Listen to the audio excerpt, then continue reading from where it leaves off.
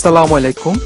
আজকে আমি আপনাদেরকে জানিয়ে দেব কিভাবে দাঁতকে উজ্জ্বল সাদা করতে পারবেন কলার চামড়া ব্যবহার করে। প্রথমে একটি পরিষ্কার পাকা কলা নিয়ে এর চামড়া ছাড়িয়ে নেবেন। ছোলার সময় চেষ্টা করবেন নিচের দিক থেকে ছোলা শুরু করতে, লাইক দ্য মানকিস ডু। ঠিক ছবিতে আপনারা যেভাবে দেখতে পাচ্ছেন, কেননা এইভাবে ছুললে চামড়ার সাথে অধিক আঁশাল লেগে থাকে। তারপর ছোলা চামড়ার ভিতরে সাদা স্তর দিয়ে উপরের ও নিচের সারির দাঁতগুলোকে ঘষুন। দেন বাহিরের হলুদ স্তর ফেলে দিয়ে 4-5 মিনিট অপেক্ষা করুন ছবিটির মতো করে। সবশেষে দাঁতের ব্রাশ দিয়ে দাঁতগুলোকে মেজে নিন। আপনি ইচ্ছা করলে দাঁতের পেস্ট ব্যবহার করতে পারেন কিংবা নাও পারেন।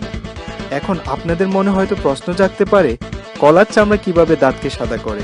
এর উত্তর হচ্ছে, কলার চামড়ায় কিছু খনিজ পদার্থ আছে। খনিজ পদার্থগুলো হচ্ছে পটাশিয়াম, ম্যাগনেসিয়াম এবং ম্যাঙ্গানিজ। এগুলো দাঁতের দ্বারা শোষিত হয়ে দাঁতকে সাদা করে তোলে।